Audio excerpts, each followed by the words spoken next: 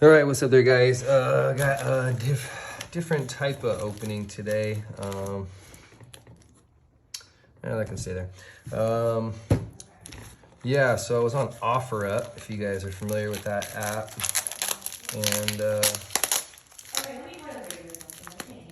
started to open it before I started the video because I wasn't thinking, but you can clearly see I haven't gotten in here yet.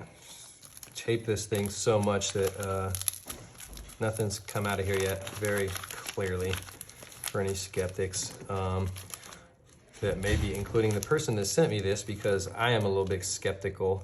I'm doing this video for you guys today because I think I may have learned my lesson my first time with my first experience on this app, because I don't know, I got giddy. I got on this app, OfferUp. A lot of people have been talking about it. Hopped on there, saw a lot of Pokemon, Magic cards, things like that for sale. Wanted to dabble around a little bit. I like surfing around flea markets and things like that. I do plan on doing some videos of flea markets, yard sales and stuff, trying to find some gems, and hopefully if I do, we'll have some cool video content. But in the meantime, I got excited about getting on OfferUp. I wanted to grab, I don't know, just, you know, the yard sale lover in me just thought like maybe there's that slim chance that, you know, I'll find a hidden gem on there. Of course, it's few and far between these days with the way the internet is and keyword searches and everything. And, you know, everyone can find a Magic the Gathering, Black Lotus. You're not gonna likely get the Black Lotus or any power that somebody doesn't know they have these days, but I still thought maybe I could, you know, find some cool stuff, find some cool vintage cards that somebody didn't appreciate for a little bit under retail value at the least. So I surfed around on OfferUp a little bit. I did black the names out, guys. Sorry to cut myself off there, but I did black the names out so that you can't see my address or the senders, because I don't need them getting any hate mail, and this really isn't to hate on them. It's just to teach you guys maybe a lesson. So anyway, back to what I was saying. I hopped on there. I found some cards that at first glance, the reason I went for the post is because it had something along the lines of like selling these Magic cards for a friend and don't really know about Magic cards, just looking for a couple bucks, blah, blah, blah. Seemed too good to be true, right? And as a popular saying, if it's too good to be true, or if it seems too good to be true, it probably is, right? Well, of course, I just couldn't help myself. So I went and I grabbed it. It was only $20. So I figured, okay, not a big crazy gamble. Let's see. And I think I've been talking enough. So as I keep talking, I'll start getting into this a little more. I'm getting antsy. But I just wanted to see, like, hey, could I get a score? And so the reason I'm so skeptical before I've even opened the package is because directly after purchasing, I realized, I think in like the receipt email, it had like a list of other products the vendor was selling. And I didn't think, being a new user and not really familiar with the app, I didn't think to check this user's other posts and what they have sold in the past. And lo and behold, they had a bunch of posts that were very similar to the one that drugged me in and got me to make this purchase. And so I felt a little bamboozled immediately, because it was like, okay, how can you not know anything about Magic cards and you're selling for a friend, but you've just got posts on posts of actually, all of them were very, very similar to a similar sized Magic card stack this big. It claims to be everything from 1993 to 2021 and in between. You could get all types of cards here. So very enticing post. I think this person knew what they were doing as far as, you know, including the year range in there, giving you the hopes that maybe you'll find some alpha or something. I mean, because even an alpha land these days, guys, is like, can be $100 in excess sometimes. So I think this person knew what they were doing, kind of baiting with the 1993. I'd be very surprised if there's anything alpha in this stack. I'm expecting it to be a pile of hot garbage at this point. In fact, I did exchange some words with the sender, and I'll tell you why. I immediately after making the, look at this, oh, thank you so much. Immediately after making this purchase, I had a suspicion that I was being bamboozled, and I said, oh, I better try and cancel this purchase. It's only been about 30 seconds. There's gotta be some way. So of course I tried the proper means through the app, only to find out, no, you can't cancel a purchase. Transactions are immediate. They've taken your money. You have to request to the seller for them to cancel the transaction, which for the record, OfferUp, I think is very poor business model. And so of course I did. And there's a message log that gets started when you request something to the seller. And so I very clearly requested, hey, could you please cancel this? I didn't elaborate on why. I figured a simple request, hey, can you please cancel this, would allow them to continue the post, maybe get some other sucker, I don't know. But all I got was a red message, so they very clearly read it with a timestamp that was pretty promptly after I've sent it, and then didn't respond until the next day, having already sent the item, accepting my money, and told me, oh no, I'm so sorry, I didn't see. And I said, well, that's funny because the timestamp showed that you very clearly did see, so why did you send this item anyway? So we continued to exchange some words, nothing foul, but you know, I let him have a little piece of my mind. So let's see if it was all for naught and I'm just an ass. Right off the top, we got a clearly damaged card. I think that would be considered damaged. Pretty strong crease. Sorry, let me get a little bit better lighting here for you guys. I think that should do us a little bit better there. Tell me if I'm wrong. We focused in here? I think we're good. Sorry for all the junk on the table. Give you something to look at though. So right off bat, damaged card. It's not from the packaging. That's just a damaged card. It is from Ice Age. So not 1993, but we're getting into the 90s at least there. Looks like some Ixalan stuff. This is mostly going to be common trash, I'm guessing.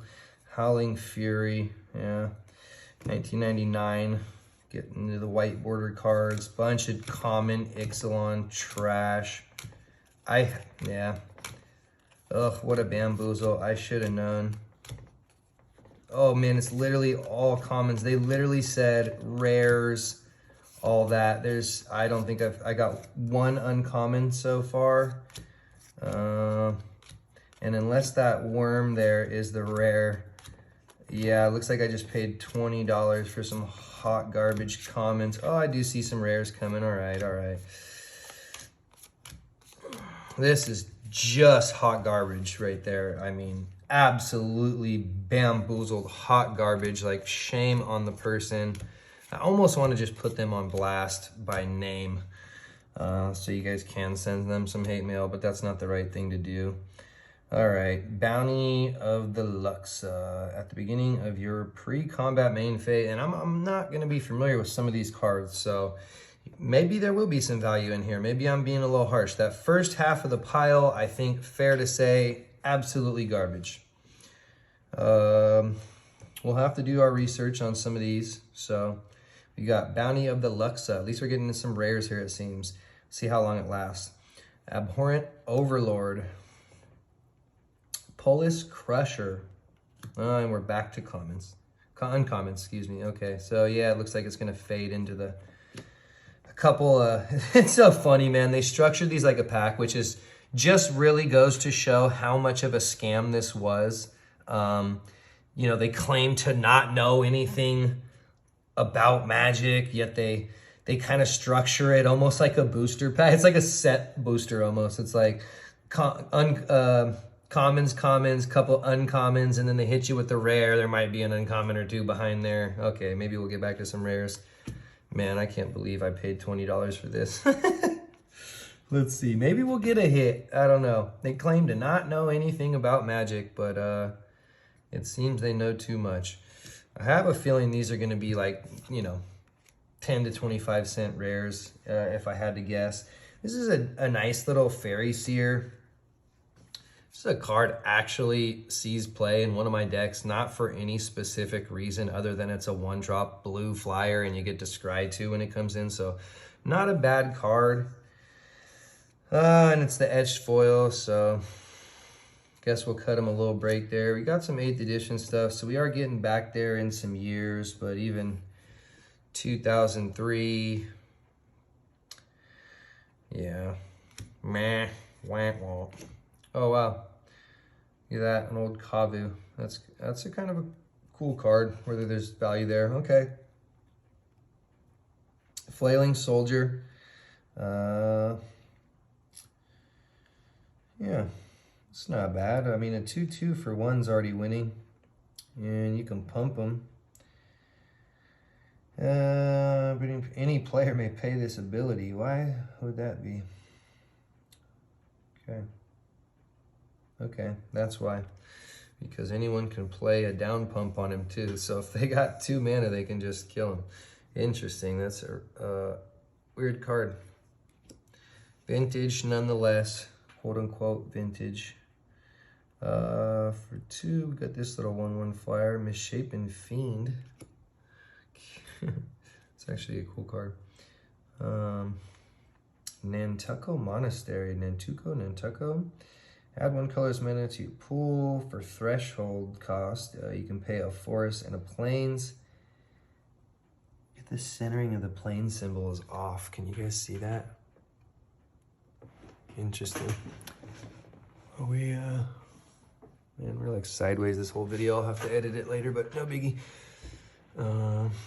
Anyway, it becomes a 4/4 green and white creature for, doesn't even specify, just a green and white creature. Okay, interesting. And, oh, we got our uncommon there. Keep them down here. Back to the Ixalan trash. It looks like, oh, see a couple white border cards in there. Man, totally scammy though. The way they just like, it's one set that's just like kind of mixed in between these very small pockets. And by definition on the post, it is what they said. Well, not so far actually. We don't have anything that goes back to 1993, so we at least have got them in a lie about that. So maybe some justice on the back end as far as pursuing some sort of refund on OfferUp.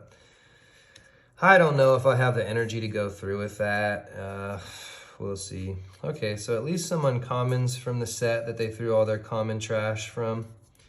But yeah, really kind of just unloading a bunch of commons and uncommons from Ixalan on us.